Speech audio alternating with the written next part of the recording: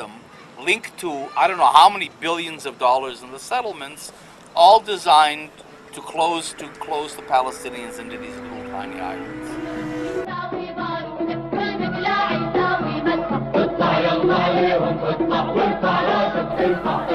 The Palestinians rose up against the Israeli oppression in two popular uprisings, or intifadas.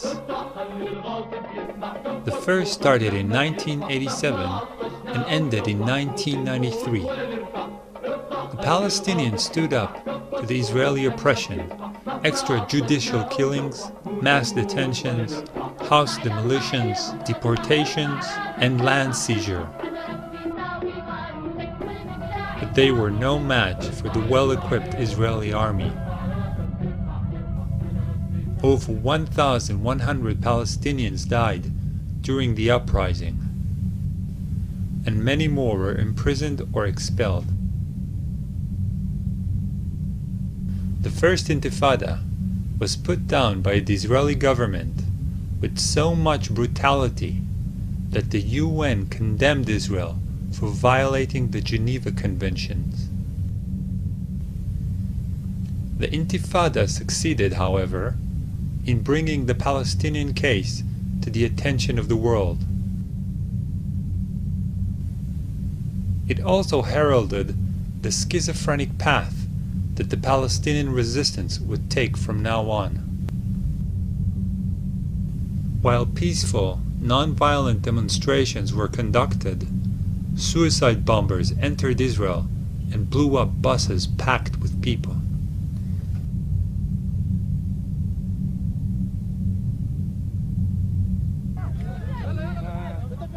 The Second Intifada began in 2000 and continues until today. So far, it has claimed the lives of over 5,300 Palestinians and over 1,000 Israelis. While it was raging, the only true democratic elections in the whole Arab world took place in the West Bank and Gaza. الحكومة الفلسطينية العاشرة برئاسة رئيس الوزراء الفلسطيني المكلف الأخ إسماعيل هنية قد منحت الثقة بالأغلبية المطلقة لأعضاء المجلس التشريعي.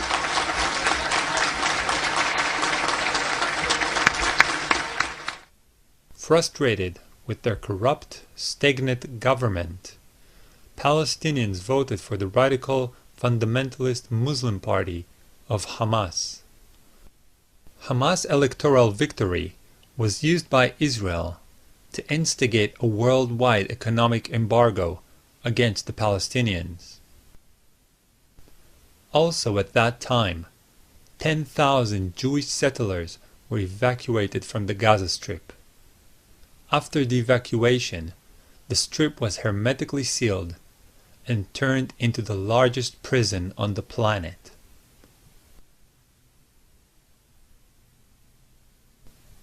Israel controls all sea, land, and air access to Gaza. It regularly cuts off all food, water, and power supply to the strip in order to punish the population for their defiance. In response to bombing by F-16 jets and Apache helicopter gunships targeted assassinations, Palestinians fire homemade rockets at Israeli settlements.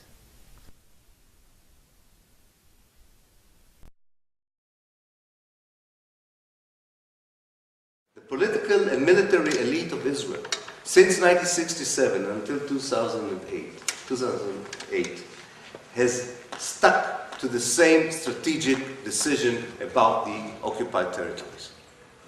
That this area cannot be annexed to Israel as long as it has a large Palestinian population in it. This hasn't changed. This is still what Israel is all about when it comes to these two parts of Palestine, the West Bank and the Gaza Strip. Secondly, that the Palestinians can at best be have an open prison concept that would even be called a state, that's okay, as long as they accept a total Israeli control of their life through a bureaucracy that runs every aspect of their being and existence, where the main coin or the main trading card is collaboration with the bureaucracy in return for opening a kiosk, a business, going to university, being appointed as a teacher, going abroad, moving from one village to the other. This is the main formula. But it was decided upon in 1967. Not contrary to what we hear today, that these are all Israeli measures that are countering Palestinian terrorist attacks or violence. It's quite amazing how the history documents show that all these retaliatory, supposedly retaliatory Israeli actions were Israeli decisions against which the Palestinians retaliated. Not the other way around, including the wall. The wall was already decided upon in 1967. It was not. The wall was not built as a reaction to the suicide bombs. The wall was a natural consequence of the mega prison. Once it was clear that the Palestinians, by and large, are not happy with the mega prison. Or they took them 20 years to show it. Doesn't matter. But it was very clear. So, in this respect, this is the second thing, is that the Israeli policy is about maintaining, perfecting the mega prison. And the inevitable happened. It really looks like a prison. It didn't look like a prison in 1967. It looks like a prison. The bureaucracy became real prison wardens. They were not to begin with. And finally, and with this I would end, the greatest, maybe, Israeli success, which I hope this meeting and others would prove that this is a failure, but it is not yet a failure. The greatest success is that 41 years onwards, these Israeli policies are not known. Definitely the fact that they were taken in 1967 and hasn't changed is not known. And that the Israeli, very simplistic to man, not very sophisticated, very transparent lies about what they are doing, that any intelligent person could easily decipher and expose for what they are still being repeated by the mainstream media in the West, including The Guardian, by all the mainstream television networks, including the BBC and ITV and Sky News and what have you, and is accepted by all the political elites of the West, including, of course, the British government. Today, Israel continues to steal Palestinian land in order to build more and more settlements. The security wall that Israel erected is instrumental in this, as it encloses a large portion of the West Bank's most fertile land. 3.5 million Palestinians live as virtual prisoners. In the eyes of the Israeli state, they have no basic human rights. Israel kidnaps and imprisons Palestinians on a daily basis. There are over 10,000 Palestinians in Israeli prisons. Men, women, and children are killed almost daily for opposing the occupation.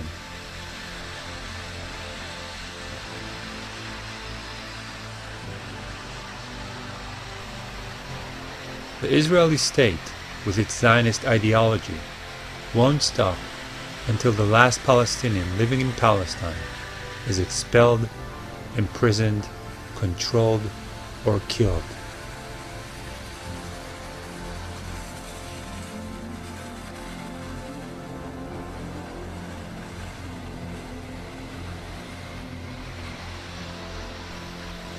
The Palestinians who live in Israel are treated as second-class citizens.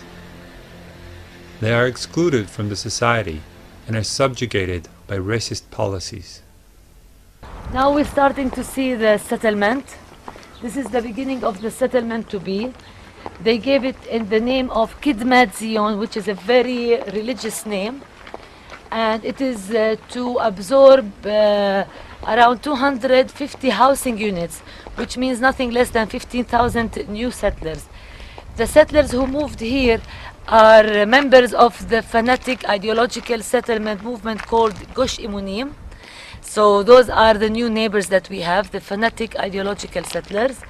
And you can see that they have not just the army to protect them and to enslave them, but also they have special guarding agents that are sitting on top of their house.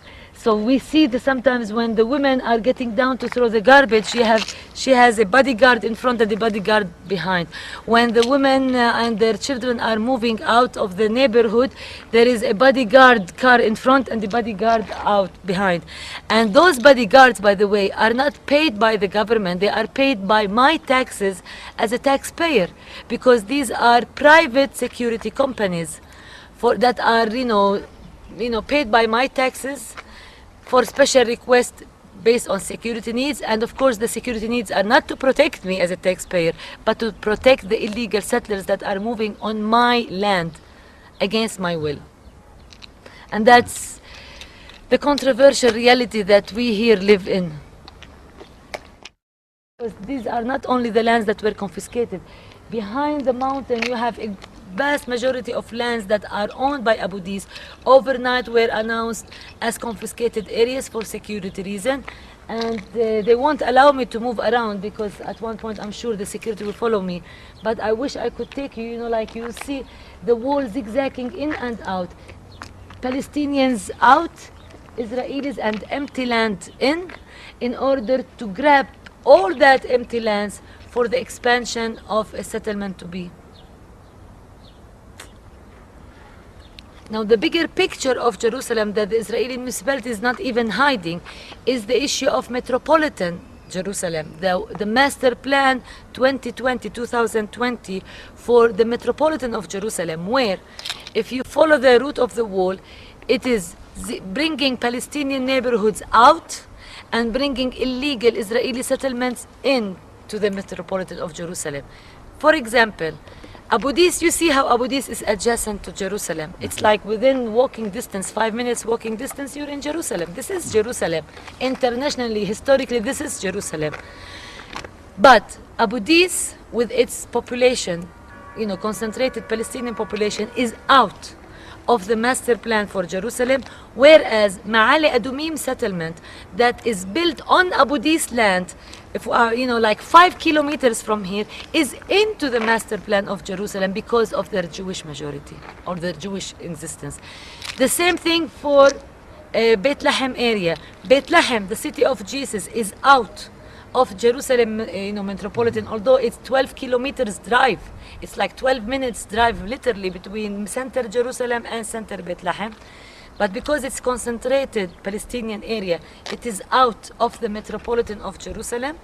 But Gush Etzion blocks, settlement blocks that are 20 kilometers away from Jerusalem are within the metropolitan of Jerusalem because of their Jewish population. So the metropolitan of Jerusalem is so clear, racist, apartheid, whatever you want to call it. Jews in, Palestinians out. So this is the bigger picture, and the internal picture is with the Israeli Jewish fanatics that we have to deal in. So you have fanatics on the ground, you have fanatics at decision-making level. You tell me what